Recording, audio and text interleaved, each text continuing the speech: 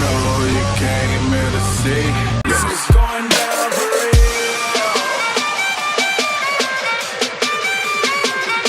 It's going down for real.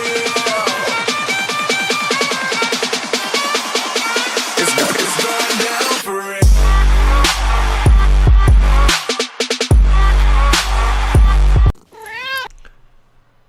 Now, in the recent months, we've seen law enforcement officers in the headlines across the internet, the television, and the radio. And many times it has been in a negative light. Now, whether or not how they were portrayed was factual or not, that is up for debate. However, I want to discuss an article that I stumbled upon on Polygon's website that I think is rather important and should be noted as well. I'll leave a link in the description for the article, so if you'd like to check that out, you may. Now, though I have never been a police officer myself, I believe that many can understand and agree that as a police officer, regardless of origin, regardless of where you've come from or what you believe, it is your sworn duty to protect those around you, to be the embodiment of the essence of life.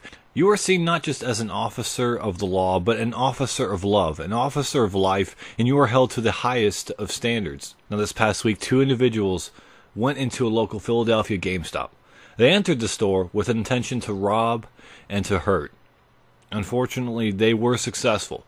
As they entered the store, local police officer Robert Wilson was inside purchasing a game for his 8-year-old son as a reward for his good grades in school. Officer Wilson took it upon himself to become what he had sworn to be, what officers are sworn to do.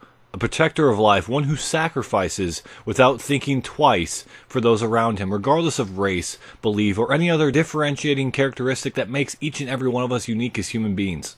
Now, both Officer Wilson and the 2 individuals exchanged 50 shots in roughly 30 seconds. One of the individuals was hit in the leg. As for Officer Wilson, he was fatally wounded.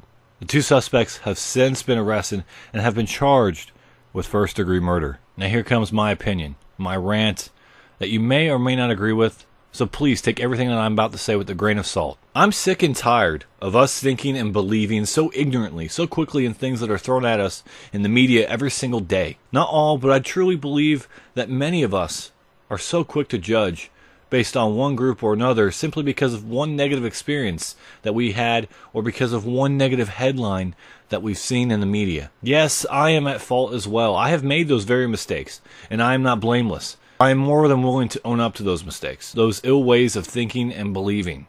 I'm not asking you to change your opinion, nor am I asking you to believe what I believe. But please, do not let one negative experience or event, whether it involve law enforcement, education, or some other profession, person, place, or thing, influence you so quickly. To do so would be ignorance. Understand that not all police officers are quote-unquote bad. Understand that not all government officials are quote-unquote corrupt.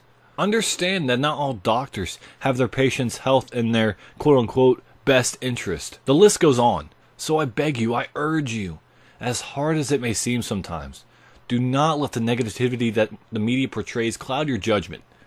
And lastly, understand that there are quote-unquote bad apples in every piece of society, regardless of profession, race, religion, etc. The list is endless.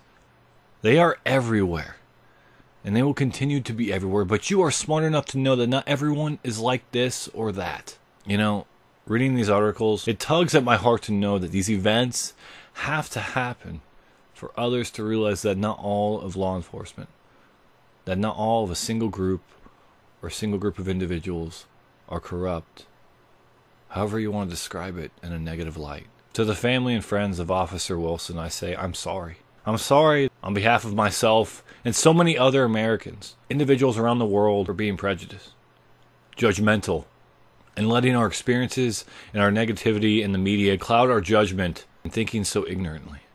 But I know that I am thankful, and I hope that you will learn to be as well. I'm thankful that he was willing to fight for others around him, those who he may have not known at all, but chose to act because it was his sworn duty to do so. There are a lot of good individuals, and not just in the law enforcement community, that the media overlooks. Why? Because good, moral, and positive stories don't sell. Negative, heartless, tragic ones do. Thanks for watching and listening. Once again, I'm Third Time's a Charm, where I bring you guys everything gaming. Meow, meow.